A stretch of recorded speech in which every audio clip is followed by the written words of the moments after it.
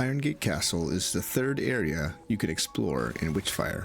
It is an incredible map with lots of interesting things to explore and quite a few interesting features. Honestly, there's so many things to see on this map. Here are some tips and secrets to help you navigate Irongate Castle. And of course, because I love you all, there will be a bonus tip at the end. Okay, so I wanted to talk to you a little bit about these things here. These are Gatekeepers. I thought that these were just a natural part of Irongate Keep or Irongate Castle, but they aren't. They can show up in any spot. But the way that you deal with them is you have to find these little fetishes that are floating around, and now you have to kill them when they're the correct color. See, I waited too long there. They have to be the correct color, they have to match the color that this is glowing. Now it's glowing blue, so now I have to wait for it to turn blank. Once you kill the one fetish for that color will no longer show up and it'll be safe during that period of time. But there I found another one on the ground. You gotta wait till it turns blue. There we go, and it dies. So these are worth killing because they drop crystallized witchfire. Usually they drop something like a large crystallized witchfire, so definitely kill them if you see them. Often they'll be guarding like choke points, like they're often right here or like in various places around the map. So that's how you deal with them. Once you get to Gnosis level, I think it's Gnosis level 2, they'll start to show up everywhere though. They'll show up in other than, I don't think they show up in the Island of the Damned, but the Scarlet Coast will have them and the Irongate Castle will have them. All right, let's move on. With that out of the way, let's talk about how you get into the castle when you spawn outside. I say when you spawn outside because eventually you can open up this portal and it can become a place for you to start, but we'll get to that in a minute. All right, so when you first come into the map, there's a few obvious ways to get in, like the drawbridge there. That seemed like the most obvious way in, but drawbridge is up there, so I thought the more obvious way to get in was over here. So if you go up this side area, there's an open gate waiting for you, and this seems like a very tempting way to get in, and it is, but maybe you know this already, but there is a little ambush that happens if you walk through here. So both these gates slam closed and a bunch of swordsmen spawn in.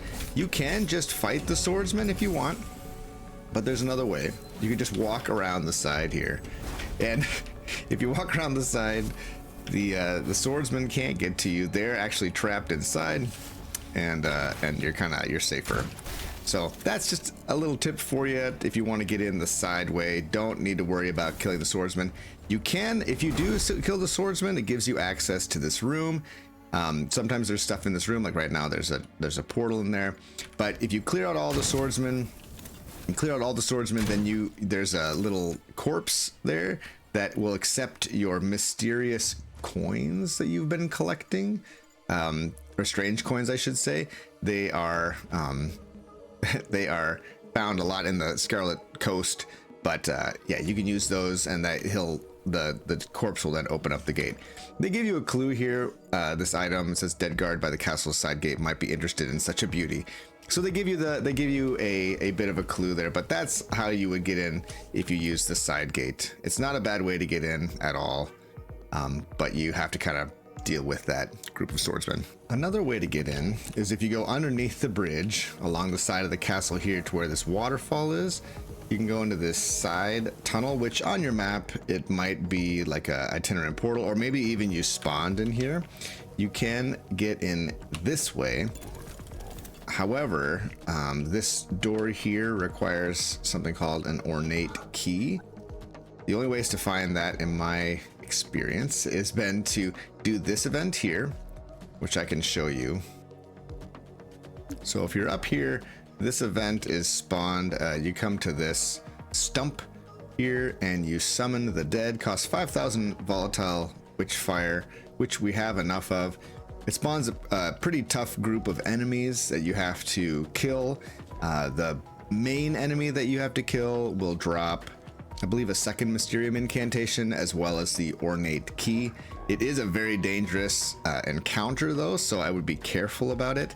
The boss of Irongate Keep also drops the ornate key, I believe. So that's something to keep in mind. This is an option, and you can actually farm these up and get a bunch of them. They stay in your inventory, like they're permanent in your inventory, like some of this other stuff.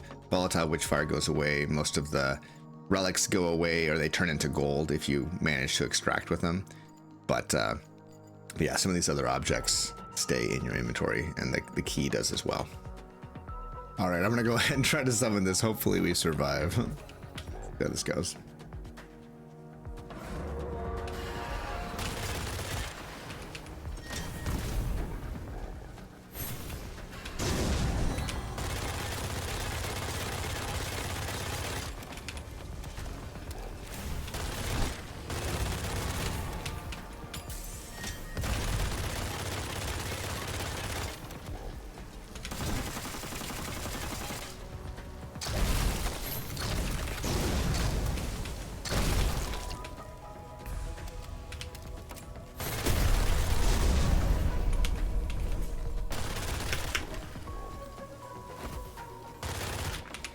Okay, we did it. all the while the cat's trying to steal my cream. Okay, so we got that. We get an ornate key, we get a king's bell, which we'll talk about the king's bell in just a minute, but we can use the ornate key on this side door over here. Now, I'm just gonna tell you right now, this is a bad idea to go through this way, but let's take a look. Okay, so because I wanted to show you what was behind this this door here, I leveled up so that the witch's defenses were different, so there's not a big deal. It could still be that there will be an alarm sounding. When I go through this door, we'll have to be aware of that. That'll summon enemies, even though we can't tell that there's any enemies in here. But this is kind of an interesting way to get through. Okay, looks like we are good to go. No alarm bells. So this guy requires signaculum. I'll admit it, I don't know how to get signaculum yet. If that's something that anyone in the chat knows about, please let me know what that means. But anyway, you can get into the castle this way. Obviously, the courtyard here, all of this area, and it's actually a pretty quick way to get to the boss as well. But there is another reason why you might want to use this direction. Okay, let's see if we've been spotted.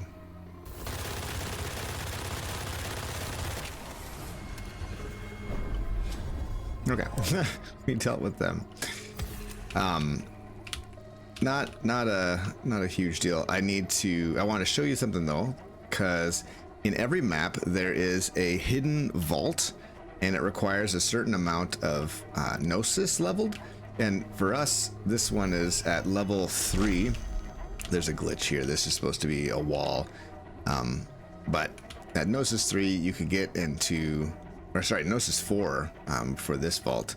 You can get into this vault, and it goes deep underneath here. It's very, very hard, but there is an item at the end that you can pick up. I'm not going to show you the whole thing, but this is the entrance, and good luck. Maybe I'll make another video about the vaults at a later time. But yeah, here's what the wall is supposed to be there, but it's an illusion door. So anyway, that's why you might go through this way. However, there is the most obvious way perhaps to get in, which is to just go right across the bridge here.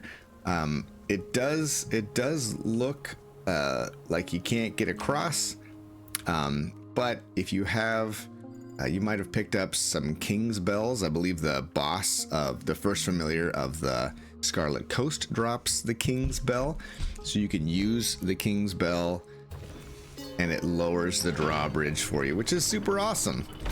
However, if you don't want to, if you don't have a king's bell and you still want to use this way, you actually can. So even while the gate is up, you can jump right across this. I don't know if that's working as intended, if we're supposed to be able to jump that far, but even with it up, you can like sneak through this area here and get inside the castle as well. And then once you're inside, you can lower the drawbridge with this this thing here. Deciding how to get into the castle is probably the most important decision you make on this map, as you can see the areas where the witch has set up defenses. When you are first learning the map, I recommend you choose the path of least resistance. It's also important to note that every time you level up at the Ascension Shrine, the location of enemy packs changes. So if you're struggling with one layout, level once and see how it changes things, and you might find a good approach. Once you get into the castle, the first thing you should do is to head to this dormant portal and escape through it. Once you do, there's a chance that this is where you will spawn at the start of an expedition, which is nice because it's easy to get into the castle, because you're basically already inside the castle from this spot. It's perfect when you want to tackle the castle boss as well. You just need to head through a few small areas. Once you are in the castle, there's so much to explore. There are some really interesting buildings, and the design inside the castle is amazing. There's a mask shard on a box hanging down from one of the towers. At first it seems like it's impossible to get to, but if you go up this route, you are high enough to jump down and pick it up. There's another shard in this fountain area, and another shard by the ornate key entrance. The castle has a lot of ambush spots and choke points if you aren't careful. My best advice is to go very slow and learn how the buildings connect to one another. You are able to avoid certain choke points by jumping up walls, and the worst thing that can happen is for you to engage one pack and then accidentally run into another one because you didn't know where you were going. Always have a safe tactical retreat route in mind. It's much easier to pick enemies off as they are chasing you from one area than to have a group in front of you and a group behind you. Okay, the bonus tip is about skulls. Specifically, it's about the skulls that shoot at you when a calamity appears, or when you reach Gnosis 3 and you start seeing these sentinels floating around. The skulls don't do direct damage, but they do decrease your sanity. This isn't a huge deal until you reach 0 sanity. At 0 sanity, your sanity meter resets, you take a chunk of damage, and the witch starts to notice you. Of course, if this is from a calamity, the witch has already noticed you, but if you're fighting the sentinels, they can be a quick way to summon a calamity. However, if you hide for a few seconds and don't take any sanity damage for a while, your sanity recharges fairly quickly, so long as the calamity hasn't been summoned yet. That's it for Irongate Castle. Let me know in the comments if you have any other tips or secrets for this area.